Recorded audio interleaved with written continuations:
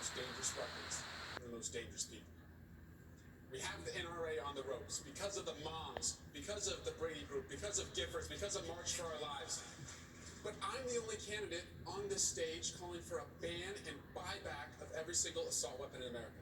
I've seen the plans of the other candidates here. They would all leave 15 million assault weapons in our communities. They wouldn't do a single thing to save a single life in Parkland.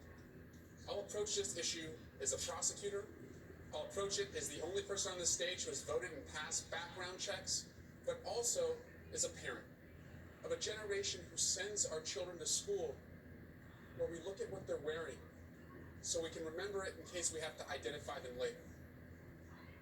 A generation who has seen thousands of black children killed in our streets, and a generation who goes to the theater and we actually look where the fire exits are. We don't have to live this way. We must be a country who loves our children more than we love our guns. Senator Sanders, a Vermont newspaper recently released portions of an interview you gave in 2013 in which you said, quote, "My own view on guns is everything being equal, states should make those decisions." Has your thinking changed since then? Do you now think there's a federal role to play? That's a mischaracterization of my thinking. It's a Look, quote of we have a gun crisis right now. 40,000 people a year are getting killed. In 1988, Rachel, when it wasn't popular, I ran on a platform of banning assault weapons, and in fact lost that race for Congress. I have a D- voting record from the NRA. And I believe that what we need is comprehensive gun legislation that, among other things, provides universal background. We end the gun show loophole. We end the straw man provision. And I believed in 1988, and I believe today. Why would you that assault weapons are weapons from the military, and that they should not be on the streets of America. You would leave, your plan leaves them on the streets. You leave 15 million on the streets. We banned the sale and distribution, and that's what I believe for many years. Will you buy them back? If people want to buy, if the government wants to do that, if people want to bring them back, you're going to be the government, will you buy them back? Yes. Senator Harris, we're going to give you 30 seconds. Thank you. I think your idea is a great one, Congressman Swalwell, and I would say that there are a lot of great ideas.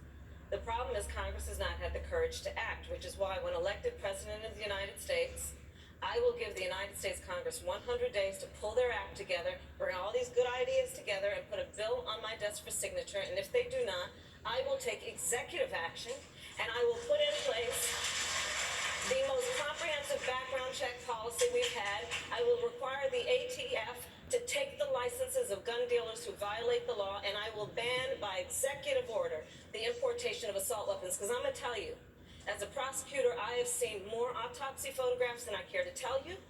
I have hugged more mothers who are the mothers of homicide victims, and I have attended more police officer funerals.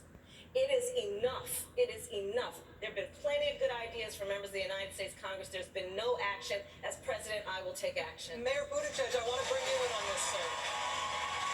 A lot of discussion about assault rifles that are often shorthanded as military-style weapons. You are the only person on this stage tonight with military experience as a veteran of the Afghanistan war. Will military families, does that inform your thinking on this view?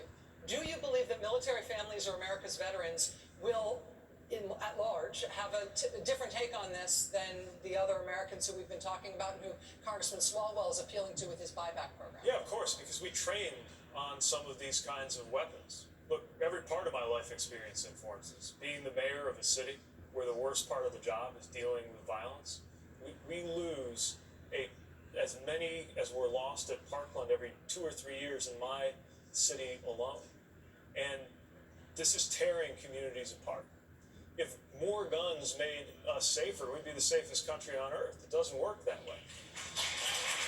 And common sense measures like universal background checks can't seem to get delivered by Washington, even when most Republicans, let alone most Americans, agree it's the right thing to do. And as somebody who trained on weapons of war, I can tell you that there are weapons that have absolutely no place in American cities or neighborhoods in peacetime, ever.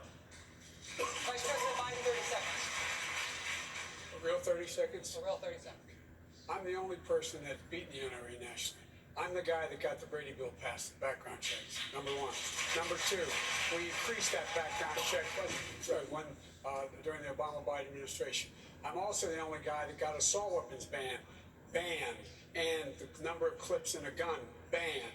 And so, folks, look, and I would buy back those weapons. We already started talking about that. We tried to get it done. I think it can be done. And it should be demanded that we do it, and that's a good expenditure of money. And lastly, we should have smart guns. No gun should be able to be sold unless your biometric measure could pull that trigger. It's within our right to do that. We can do that. Our enemy is the gun manufacturers, not the NRA. The gun manufacturer. Vice President. But the NRA is taking orders from the gun manufacturer. Lester Holt has our next question. Lester, take it away. All right, Chuck. This is a question from our viewers. We put some suggestions.